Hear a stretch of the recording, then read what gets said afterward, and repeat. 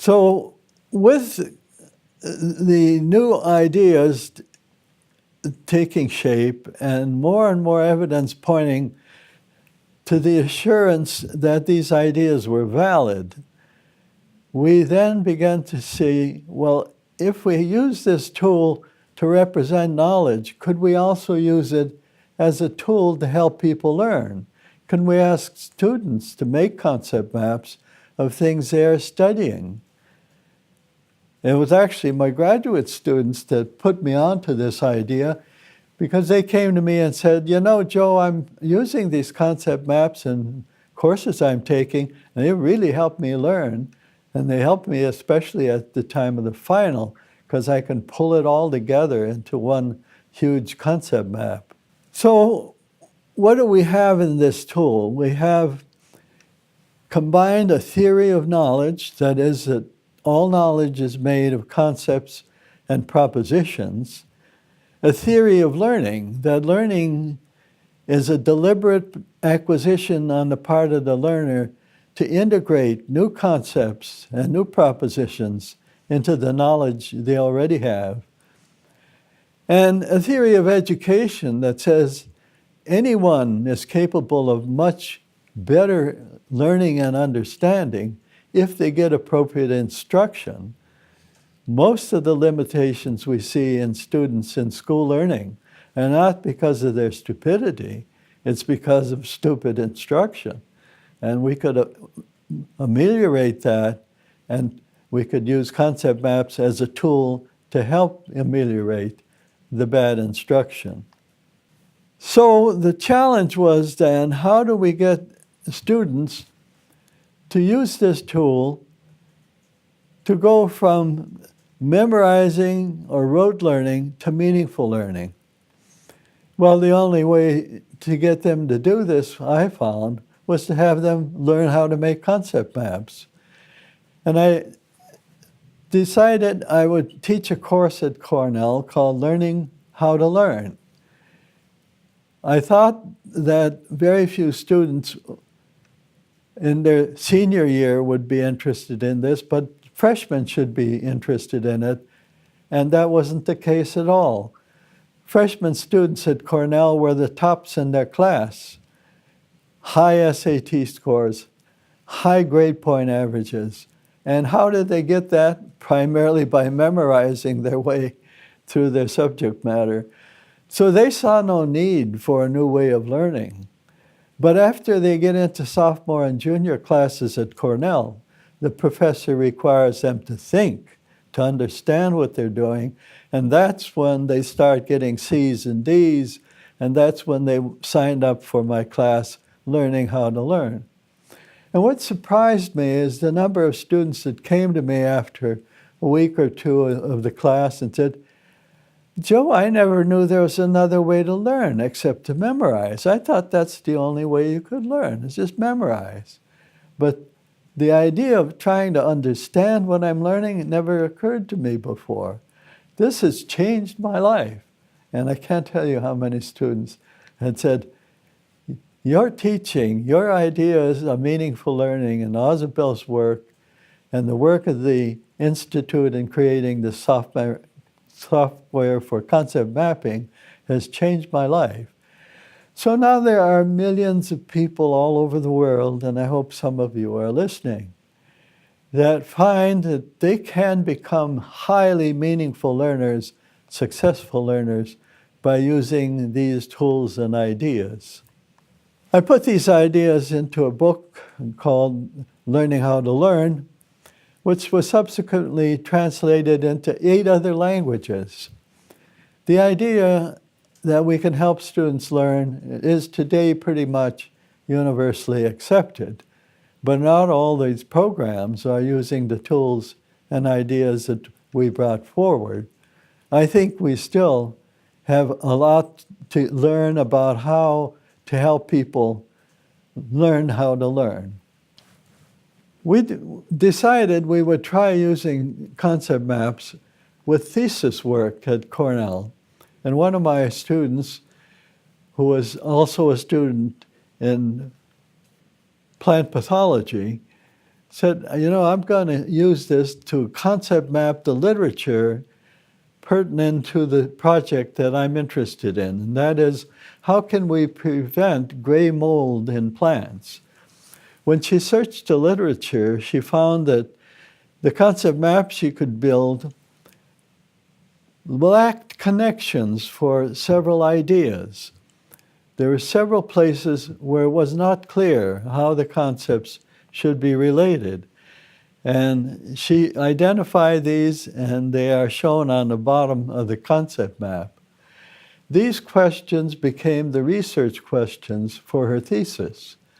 So all she had to do then was conduct the experiments that would answer each of these questions. And that was a fairly easy thing to do because the methodologies for studying plant mold were very well worked out for years and years of research in the field.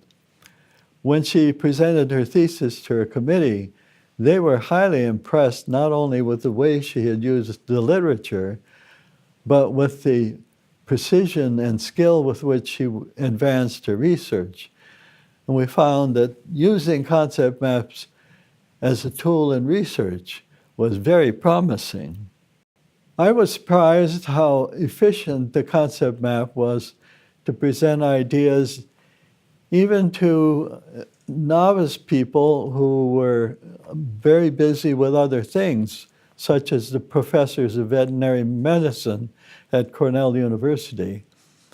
We found that we could get these professors to concept map what they thought should be the new curriculum for veterinary medicine at Cornell. And once they had built this map, they said, we've got to make a lot of changes because there are ideas that are missing from our instruction and ideas that are there that are really unnecessary.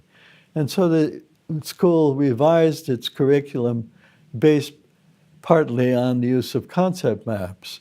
They also hired one of my graduate students to work with them, and she is still there as Associate Dean of the veterinary school. And they continue to be #1 in the world in veterinary education. In my Learning to Learn course, and in most of the work we were doing, we were making concept maps with pencil and paper or pen and paper because there was no other tool for doing this. And here you see a concept map made by one of my students on defense in basketball. Actually, it was a student of my students. What Brad found was that when he taught his students to make concept maps of defense and offense and other parts of playing basketball, they became much more capable of communicating actions. And so they integrated their thinking and their feeling and acting in a much more powerful way. His junior varsity team had traditionally won about 3 out of 8 games and lost 5 out of 8 games. But after he started using concept maps with his players, they were winning 7 or 8 out of 8 games every time, even when they played teams that had superior athletic ability or taller players.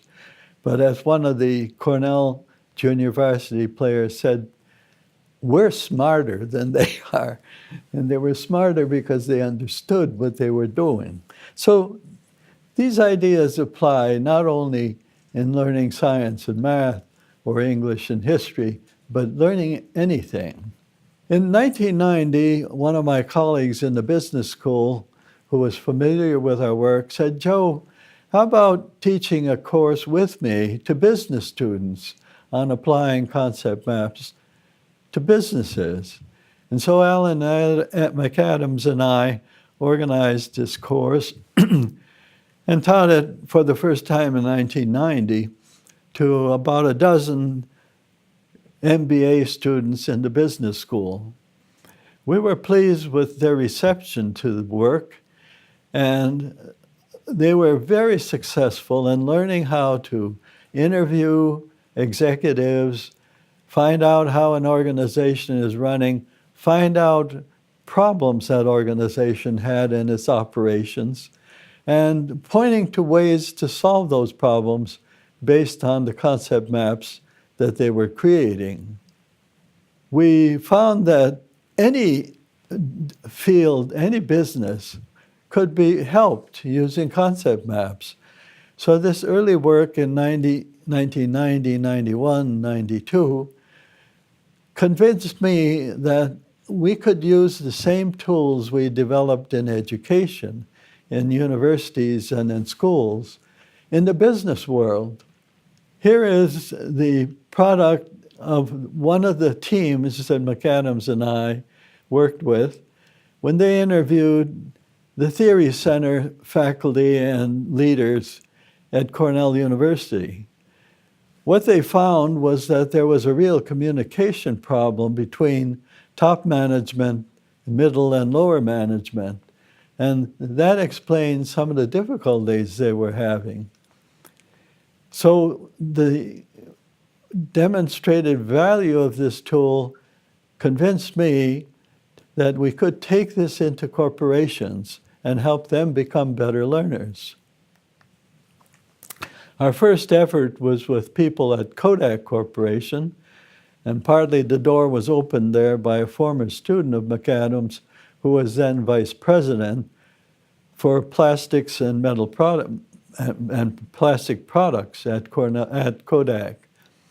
The team found one of the problems they were having was that they were not communicating fundamental ideas about their work to each other. And the team leader was failing to address priorities in a way that the staff could understand it. Unfortunately, it wasn't until the 1980s, later 1980s, that the personal computer became available. And even at that time, they were pretty limited and pretty expensive. But from 1985 on, we began to explore ways to use computers to make concept maps. The big breakthrough came when I spent some time at the Institute for Human and Machine Cognition in 1987, and then later got to know Alberto Cañas, who joined the Institute in 1989, late 1989. Alberto began to develop software tools to make concept maps on the computer. And in addition to that, he found ways to attach resources to concepts and linking words on concept maps. So these first concept maps that were made here in Pensacola and then all around the world using computer software were so much easier to build and so much easier to change. Imagine if you decided some little segment of a big map was wrong and you needed to change that. You had to change the whole map, and when you did it by pencil and paper, you had to start over again. It was a very tedious job. But with CmapTools, you can easily adjust any part of the concept map. In our early work with the Institute, we worked with a cardiologist who had developed a technique for studying heart problems using radioactive tracers injected into the bloodstream. He was trying to teach other doctors how to use this technique and found that they were having difficulty in understanding how to use his software and his tools. The Institute worked with Dr. Andrews and concept mapped the ideas of his strategy, and he found these were helpful in teaching others. In fact, the graduate students who were working on developing the software became quite proficient in using Dr. Andrews' techniques and tools to determine heart malfunction, and they were almost as accurate in identifying heart malfunctions as cardiologists using the tools. So the concept map idea as a way of representing expert knowledge was really proven with the work with Dr. Andrews. That opened up a whole floodgate of new opportunities for working with organizations that had massive bodies of knowledge, and the challenge was how to organize this and how to present it to other people. With that opportunity and the funding that came with it, the Institute could move forward in creating concept maps for any discipline.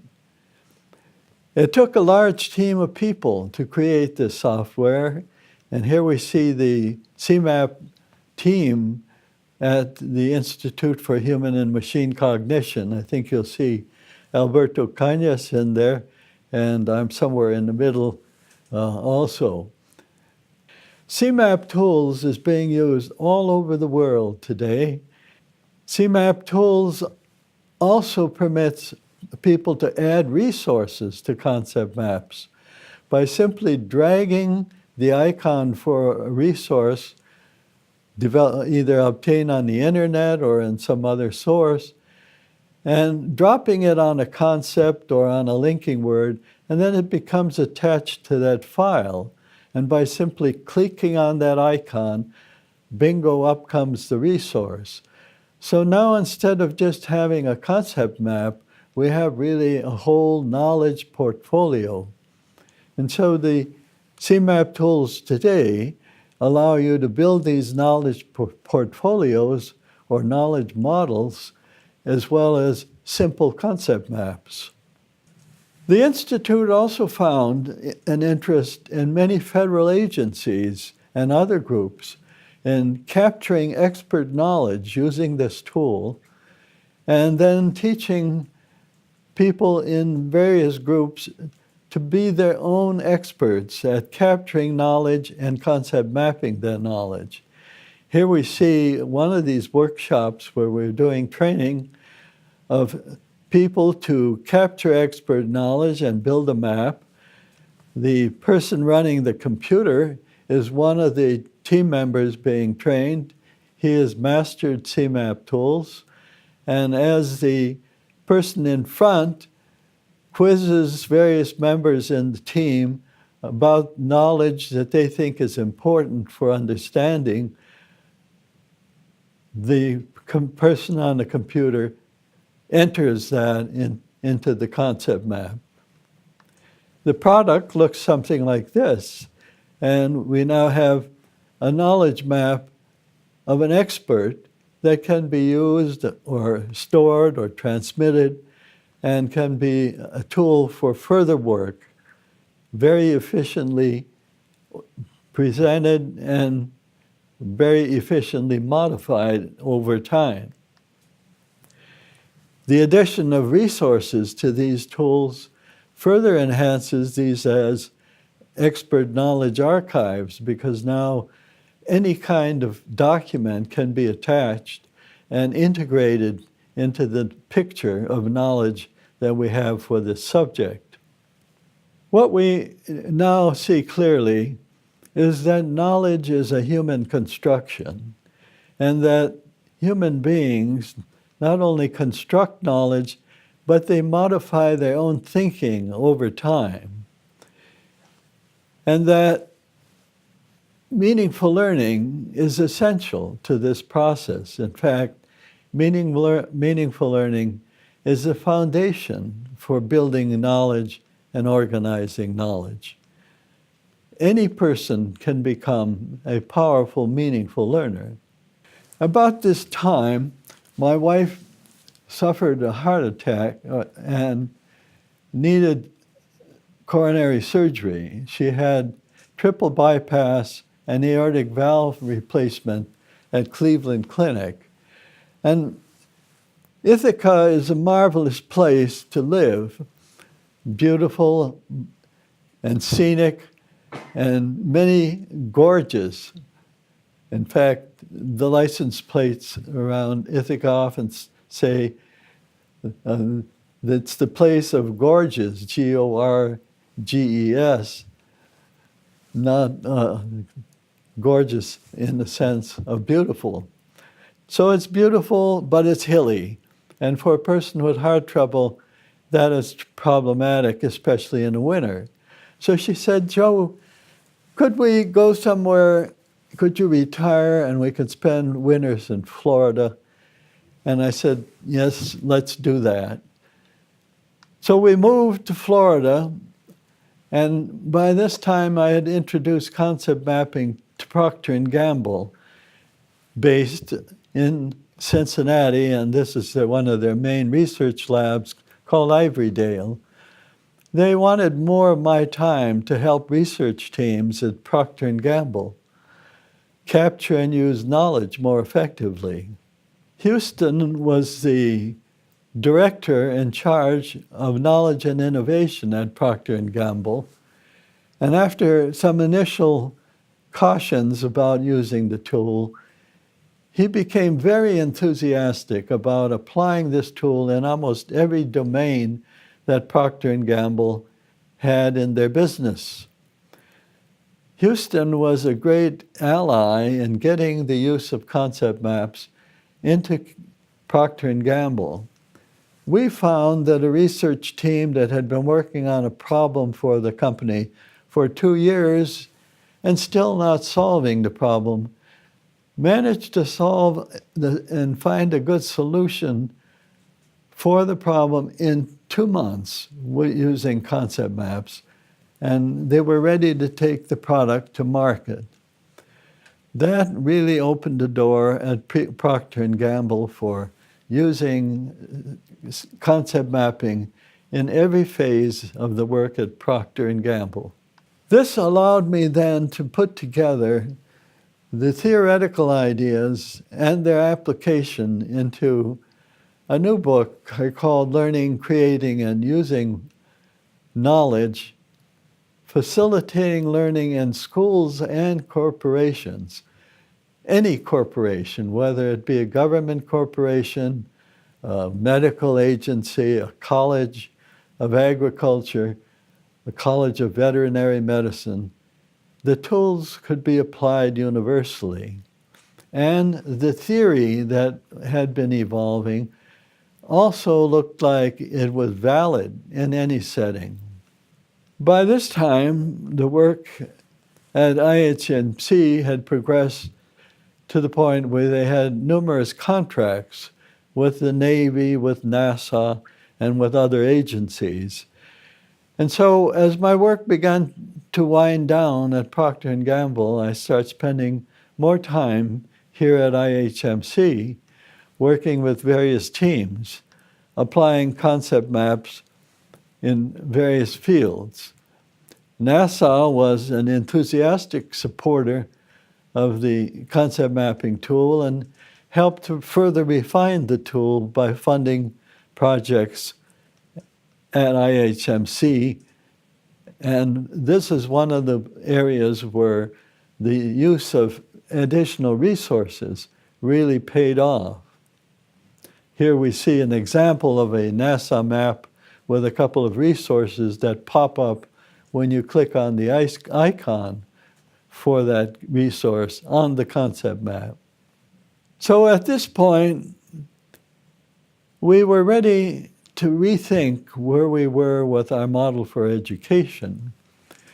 And it seemed to me and Alberto that CmapTools offered a chance for really a new model for education, a model that would be built on the idea of meaningful learning and that knowledge is something humans construct, but also a model that would take into account important factors in learning, like the importance of group interaction, of students talking to one another and building ideas, and then building team concept maps to share in problem solving, and using internet resources.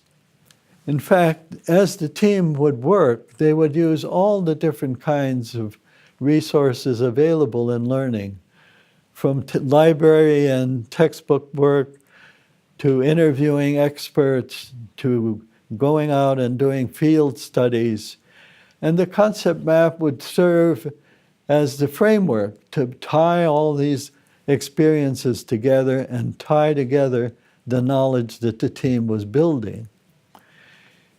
When we have teams building knowledge maps of this kind, they not only begin to understand the subject matter, but they begin to take ownership of it and pride in it.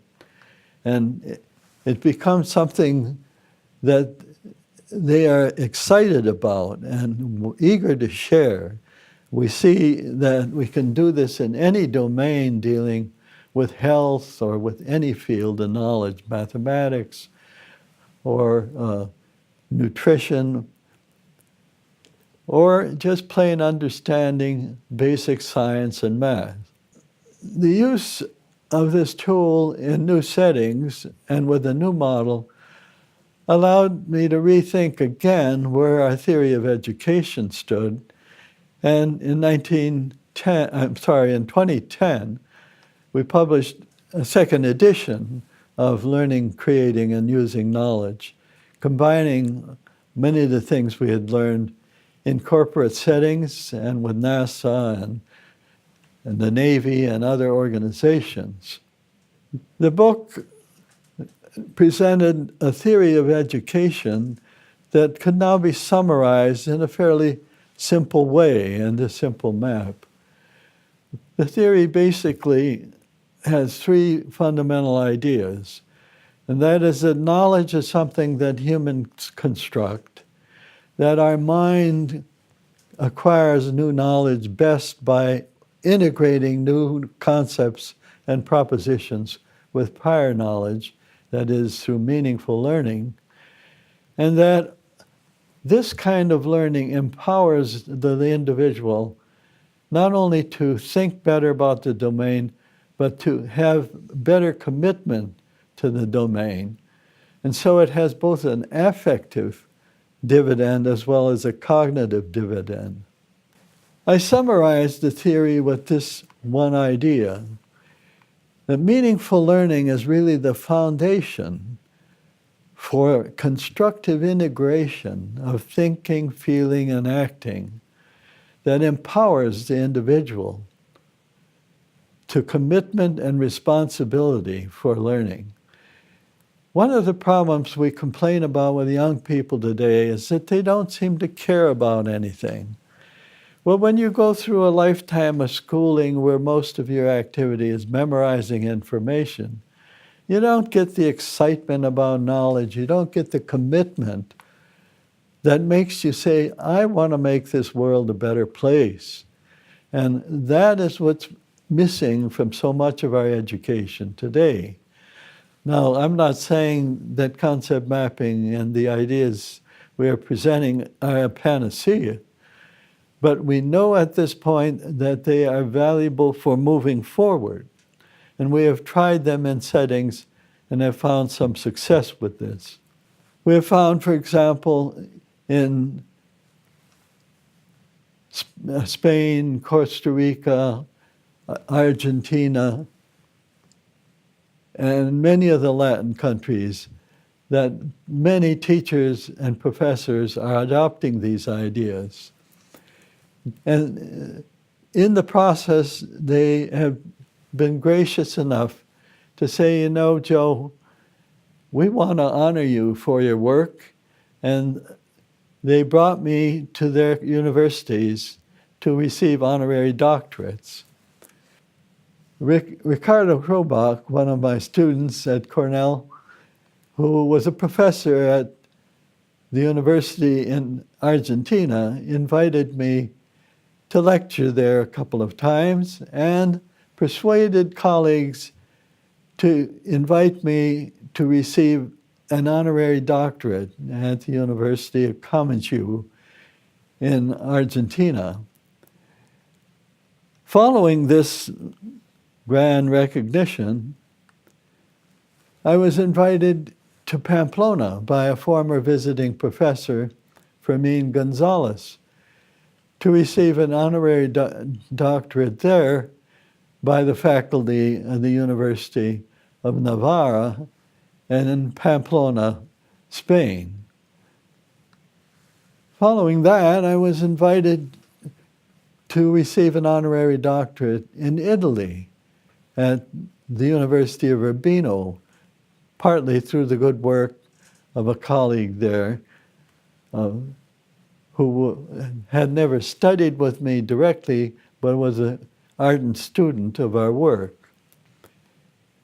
So it was clear that in spite of the fact that so many of my colleagues in the United States totally ignored our work or even depreciated it as much as they can, the work was recognized around the world, and Joan and I feel so grateful for the recognition and rewards we've received.